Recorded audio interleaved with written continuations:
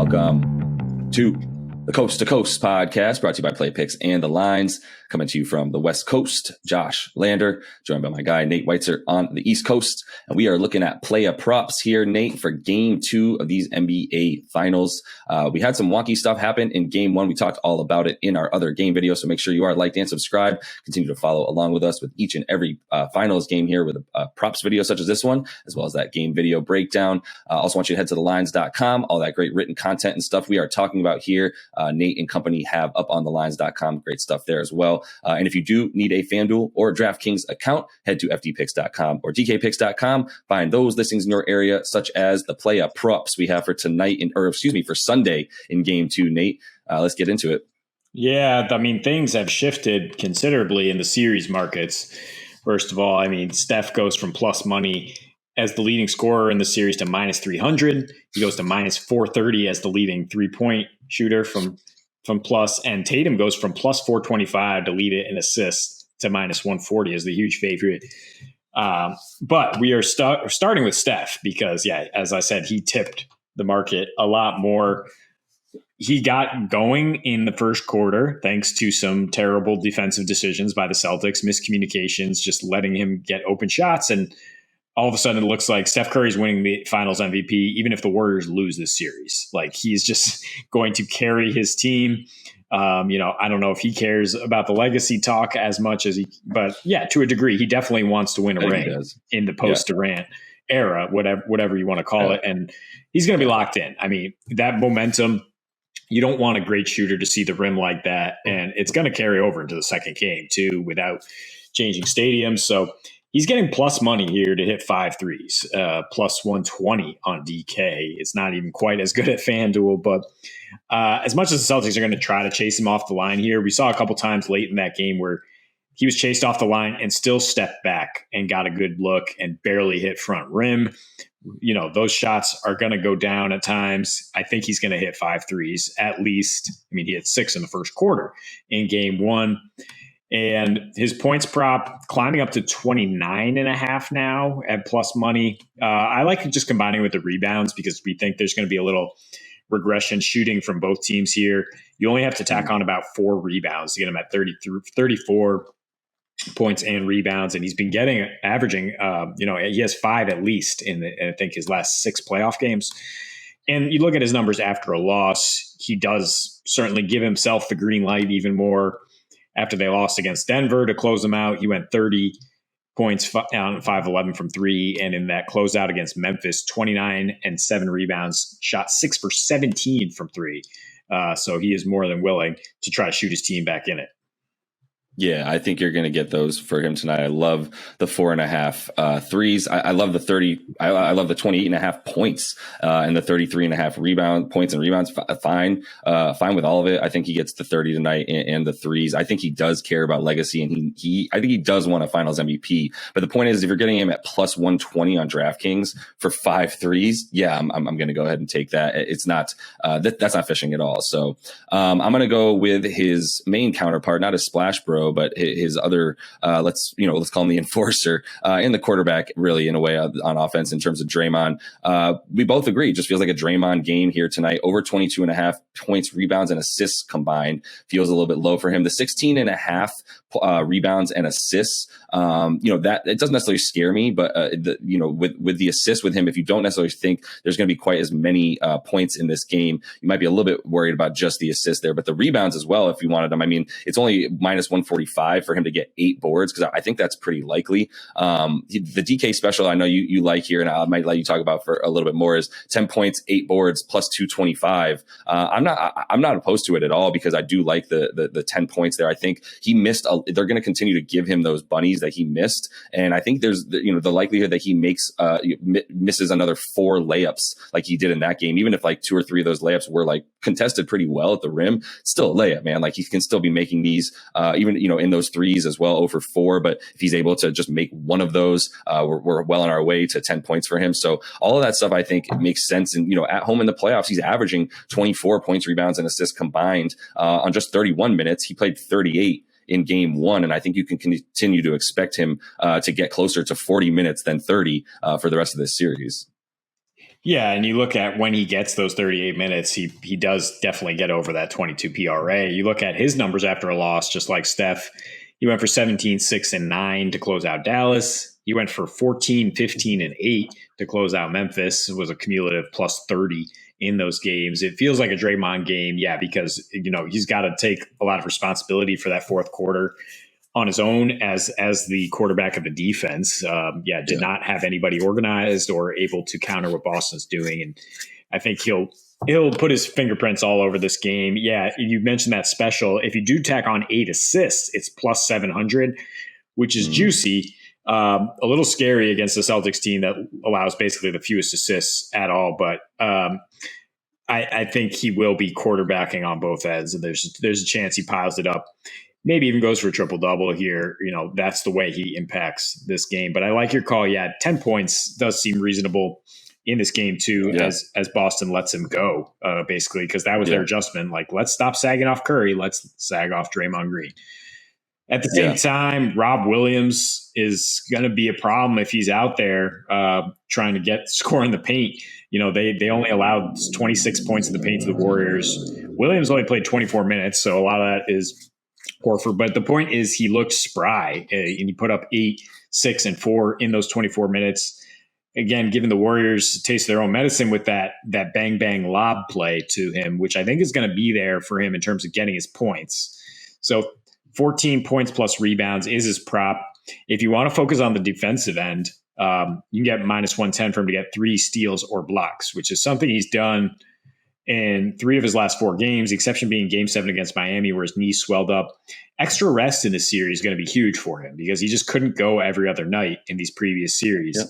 But when he could go, he 24 blocks in these last 3 rounds. It's just an insane rim protector. The Warriors are going to be forced off the 3-point line. That's the Celtics adjustment. And so you go right into Rob, who's probably going to get a finger on a lot of shots. And then I'll just mention his market isn't really up yet in full as we record the day after Game 1. But Derek White is plus 300 to hit 3 threes. He's getting about plus 300 to average 15 in the series. We just think he's going to continue to get so much run as the Celtics need to go 2-guard lineups to deal with Curry. And he's just brimming with confidence right now on the offensive end. He's going to continue to fire away. So look for his props when they come up. If he's only about 10 points or something, I would definitely hit that. Yeah, I'm just going to play off of that for a minute and say, I do with the Derek White, sort of the fact that we think he's going to continue to get minutes, especially because of his defense. I also think that's going to impact Marcus Smart's ability to preserve his energy for offense, which is something we talked about before Game 1, was his props, which are at the exact same spot, which he hit easily, got about 4 or 5 more points than his prop, the assists, the rebounds, all of those combined, the 3-pointers. He hit 4 of those. It was at 2.5 for plus money, still in the same boat for plus money of 2.5 for him in this game. So I think Marcus Smart, one fear that was brought to my attention by another friend, in betting in the industry was watch out for Marcus Smart not having the ability to, conserve his stamina for offense if he's chasing Steph around. And I was kind of like, I'm not worried about it, as if you look back at his game log against Steph, the last 6 times they played, he's covered all of those props that he has that they set for him in Game 1. So obviously it wasn't affecting him there. I didn't even consider the fact that if Derek White's going to be spending about 4 minutes a game guarding Steph on his own as well, including about 4 minutes worth of that, 2 minutes in the fourth quarter alone guarding Steph was Derek White, then that does leave plenty of opportunity for Marcus Smart to be standing wide open, basically as he was a couple times for 3, and knock him down and even hit some big, some covered ones. So I like both of those. I also just want to say, as I said in the game video while I'm on the C's, that I do like Tatum. I am going to once again take him to get over his points total in this one after going for the measly 12 points that he had in Game 1. Last time he had 12 or 10 points in the playoffs. Last 3 times 30 points. So that's my last point there, and I'm not afraid of that one. But finishing with our final 4th guy here that we talk about, Nate, Andrew Wiggins, going back to him because I think he was talked about as an X factor, and he's not going to be. He's the wing that is a staple at this point, right? Like he's going to be in there, especially because his defense, he's Mikal Bridges at this point, right? Like that's who Andrew Wiggins is. He's an incredible defender, so he's going to get the 38 to 40 minutes, that you expect from starters, or at least 35, right, for the rest of this series, as he did in game one, where he had 20 points and 5 boards. So I start with his points and rebounds, 22 and a half. He was only 2 of 7 from 3, which I think is something, if he's going to take 7 threes a game or continue at least around there, like I'm happy to take the points as well at 16 and a half. And yeah, for him against the C's, he's someone who has to be in there with his size and the combination of Brown and Tatum. He's always going to be on one of them, probably Tatum, right? And so that allows Draymond to do what he does. But I think you can continue to expect Wiggs to also just be the beneficiary of, if there's some form of, 2 of the 3 splash bros on the floor with Wiggins, he's always going to get, be the beneficiary of the second pass from Draymond after a pick and roll or what have you. So you got to like the usage for him, the minutes, and the fact that he's going to continue to find some open shots with the attention mostly on other guys.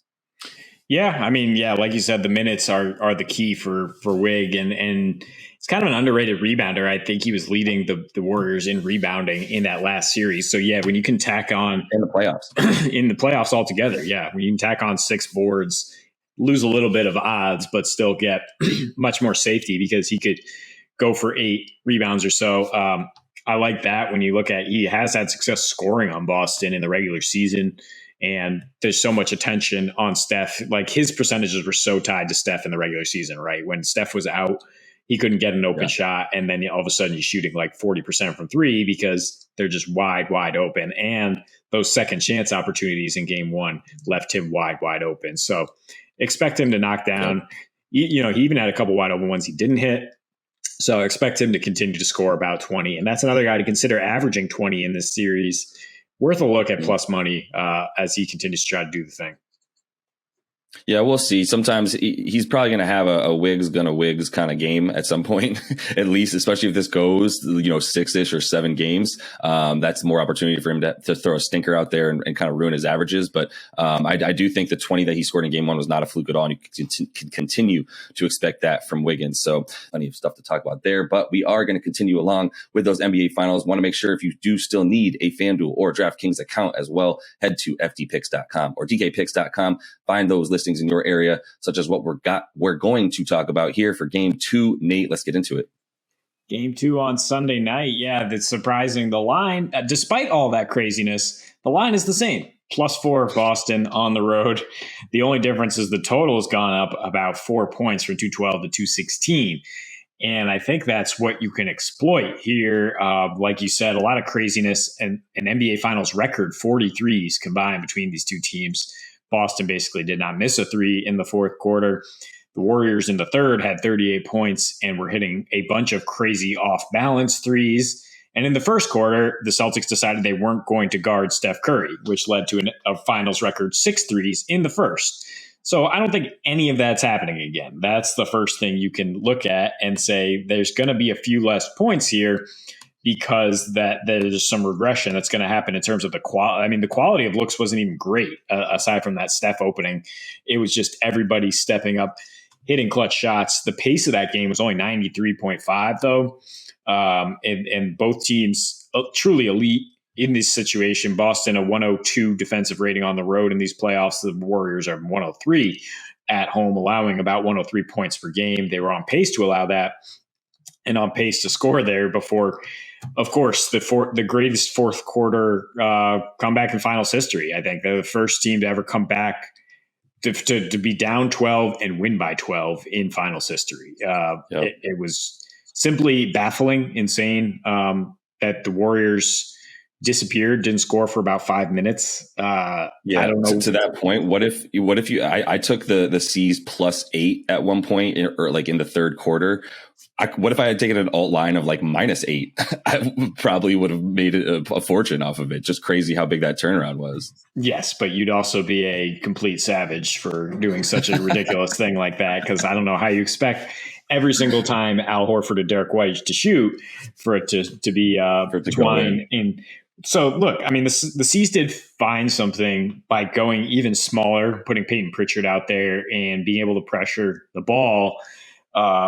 They didn't even have Rob Williams back there as a line of defense, but they didn't really need him because running the Warriors off the line seems to be a better result for them than chasing them around the perimeter, because really where they were getting burned after they figured out that they could press up on Steph was with the offensive rebounds. Kevon Looney, 6 on his own. The Warriors had 12 as a team. That led to 26 second chance points, some big backbreakers after they played a great defensive possession. And then they weren't in position to get the board because they were scrambling so much on the perimeter to deny these shots. So that, I think, is why Boston was able to close out a lot of those defensive possessions in the fourth, going smaller, being able to stay on the perimeter and still have bodies down low, because they can still rebound with those wings. They don't need to be big to rebound. And then Looney can't stay on the floor because Boston's moving the ball too quickly. As many people have said, they kind of out-Warriors the Warriors in the fourth quarter there. The Warriors are going to adjust their defense too, though, right? I mean, they were kind of playing too much drop coverage, daring the Celtics, certain guys to shoot threes for the Celtics, and we saw how that worked out for Milwaukee and Miami. Sometimes good, but sometimes that just gives a guy like Derek White confidence, and now he can just drain, when you leave him open or even when it's contested. So, I mean, I think that their defense will be much better. Draymond will ensure that.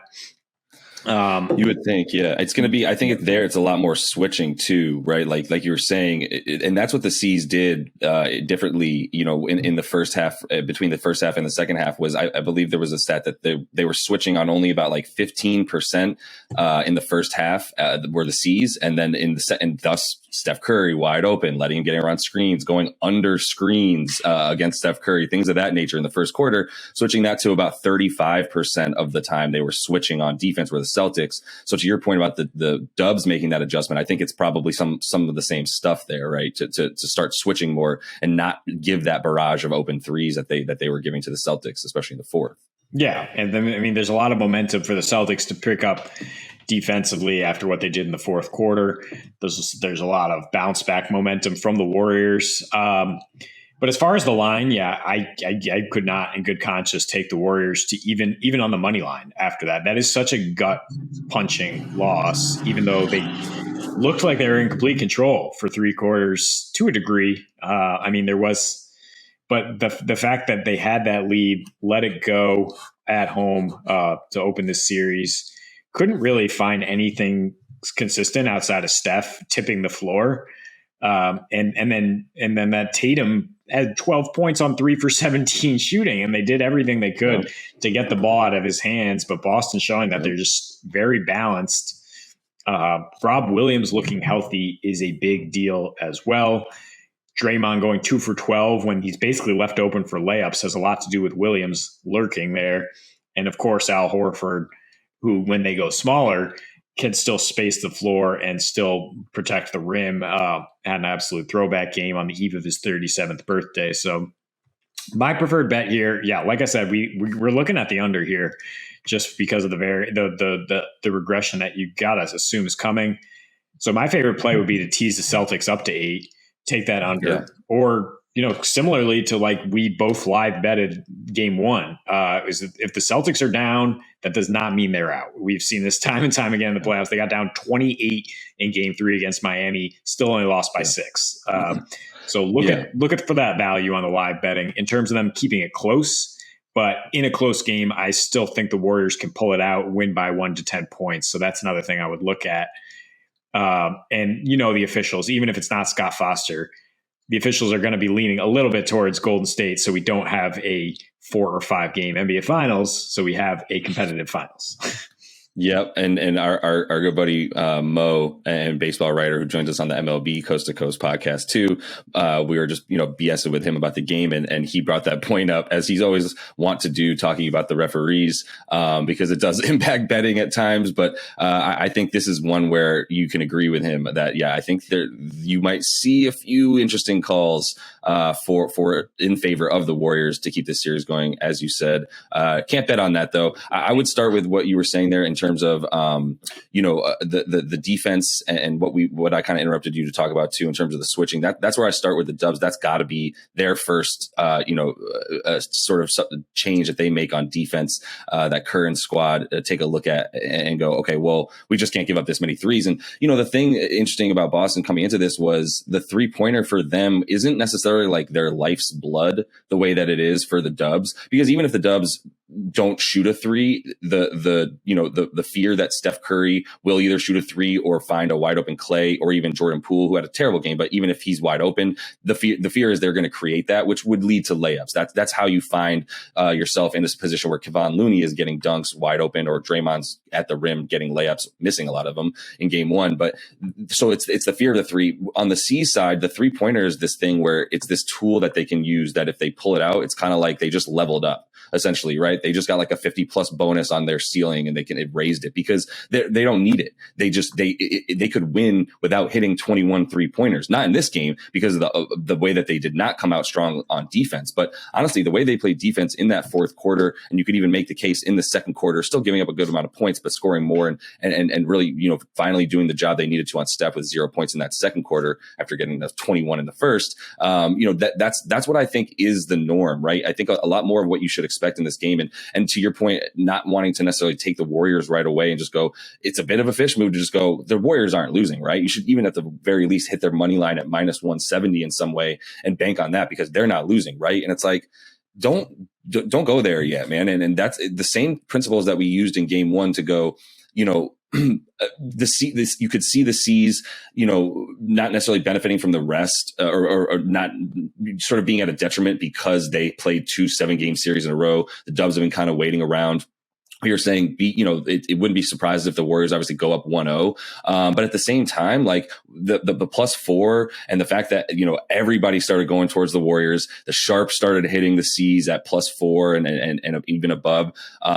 Everything was sort of started to lean towards wait, like, if any team can stop this team on defense, it is the C's. And even when they were giving up those barrage of threes to Steph in the first quarter, we were texting like, wait, hold on a second. Like the Dubs can't do anything on offense unless Steph Curry is given a wide open three. So the defense that we expect the Celtics to be able to play on the Warriors and all of the Warriors, not just Steph, which they were guarding everybody else just as well as they could outside of Steph in that first quarter. At that point you're going, yeah, that's what we expected here was the C's defense, the best in the league, able to handle this team. I also expected, the Warriors defense, the second best in the league all season, to be able to handle the C's better than they did. I mean, as well as they did up until that fourth quarter. I thought that was also on par. Look, Al hitting the threes and Derek White hitting the threes. Once again, another anomaly a lot in a big way to me, just because a lot of them were, a couple of the Derek White threes were very well covered. I thought Al had a ton of wide open threes, maybe at least 3 or 4 of those 8. I thought he was like pretty wide open,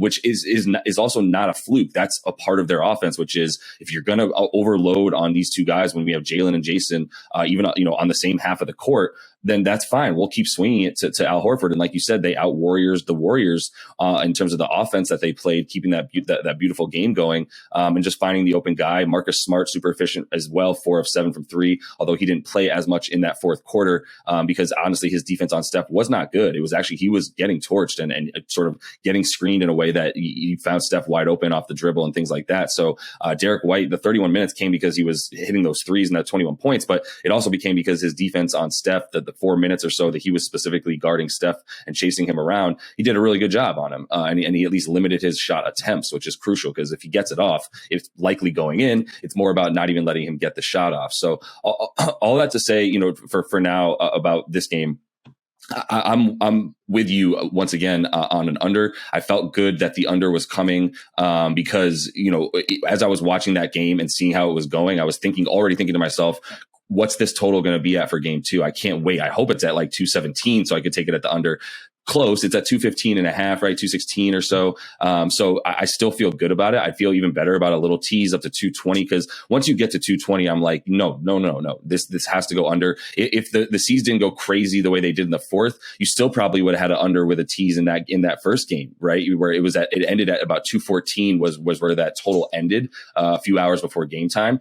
So I tried to tease that under with the C's. I got them at +8. I got the total at 218.5. I was feeling really good about it. Even going into the fourth quarter, I was like, we could still do this, y'all, especially the way people's sphincters tightened up in the fourth of these finals games. And that was the opposite of what happened for the C's, but I just don't think that's sustainable. So I still feel good about that tease you threw out there, which I tried to take in game 1, and I'm going right back to the well with it in game 2. Yeah.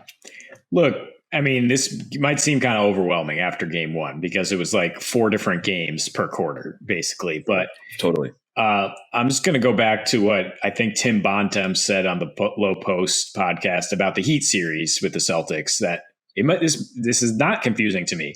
It boils down to, if the Celtics don't do dumb shit like turn the ball over, they're going to win because they're a superior team. And you just flip it to the other side of the floor in this series. If the Celtics don't do dumb shit like sag off Steph Curry, they're going to win, or at least keep the game competitive enough for your under to hit, for this to be close down the stretch. I don't know. It's still the big wild card is the Celtics experience. And that was a big talking point coming into this one, is that, 0 finals games experience between any of them and the Warriors with like 100. But they are experienced in close playoff games, winning them on the road. They're now 8-2 on the road. The thing is, when they get down to these one possession games down the stretch, especially if Tatum still a wild card, whether he's going to be able to find his shot, his rhythm against a Warriors team that has bothered him. I know he's bounced back with 30 plus in 3 straight after his worst games in the previous series, but not really willing to bank on that. And he's been their crunch time offense, the Celtics, when it is close.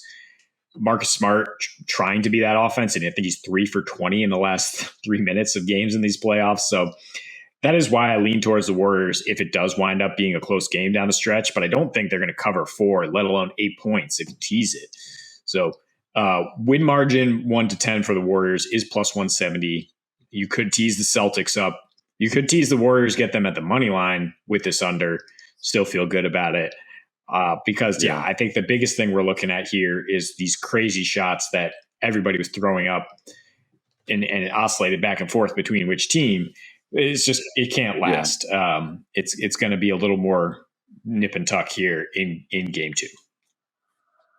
I would agree. You could talk about too how there's going to be some upward, regression for guys like Tatum. I do believe in that sort of. We've now seen it 3 specific times where he's had 10 or 12 points 3 times in these playoffs, and the next game he had 30, 31, and 30 points. So I consider that. We can talk a bit more about that in player props for a minute and see where we go there, especially because the assists for him, which we talked about before game 1, we said 7.5. I believe it was 12.5 rebounds and assists combined. We were like, yes, love that over, despite loving the under on his points and 3-pointers made, loving those ancillary stats because of what he's done already in the games in the playoffs where he's not scoring as much. His assist numbers have stayed up around 7 or 8. He's had a ton of assists against the Warriors as well, who cannot necessarily match with his size on the wing. So he's passing over a ton of guys, and he let the game come to him despite that awful, shooting 3 for 17 in terms of playmaking with those 13 assists that got you over that anyway. He's still in the series. He's not completely just taken out of the game when his shot's not going in, and that's why he's at 24 still. He's on the way to top 5 in the NBA for sure if he's not already there. So I do believe in him, and that's kind of what I said the last time this happened, and I feel I'm having a little deja vu now, where the last time you had like 12 points, you said the same thing. I think you're covering, you're sort of hedging your emotions by not putting your stock in Jason Tatum coming back and lifting you guys, but I think you're going to get a big game from him, and I think what that also means though is he's going to take away some shots. I mean, 17 shots for him is actually not that much, right? If he's not above 20, you're kind of like, all right, he wasn't shooting that much, and that's also a credit to him because it wasn't going in, and he wasn't going to pull it 25 to 30 times and force that game and then just lose it for his team. So kudos to him. I think the other part of this is on the other side of the ball, and Jordan Poole. I actually don't know that he's going to regress back upward. That was a very poor game for him. He was minus 19, worst on the team. A bunch of his other stats that I have in here that really, it kind of torched the Warriors because he was not only a no-show with the 9 points, 28% from the field, 20% from 3. His 4 turnovers were the most on the team and in the game.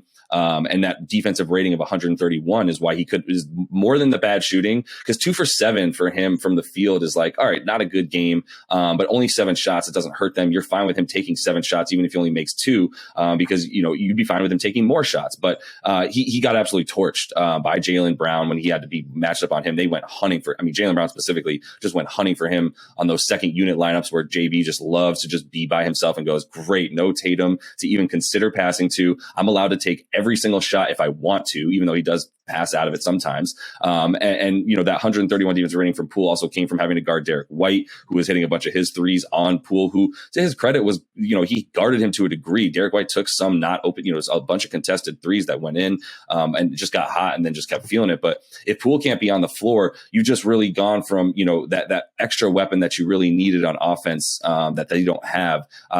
It's going to hurt them. And it hurts Clay as well when Poole's on, on the floor and not making shots, and you're not as worried about him. Now you can face guard Clay. And if you can face guard Clay and force him to be taking, 17-foot fadeaways that went in this game as really his only means of scoring, that's fine. It's as long as you're running him off that 3-point line. So, we'll get into some other player stuff in that props video. So make sure you are liked and subscribed to that page. We are going to continue along with you guys with every single playoff game here in the finals, with a video and these player props. So until we see you next, happy betting.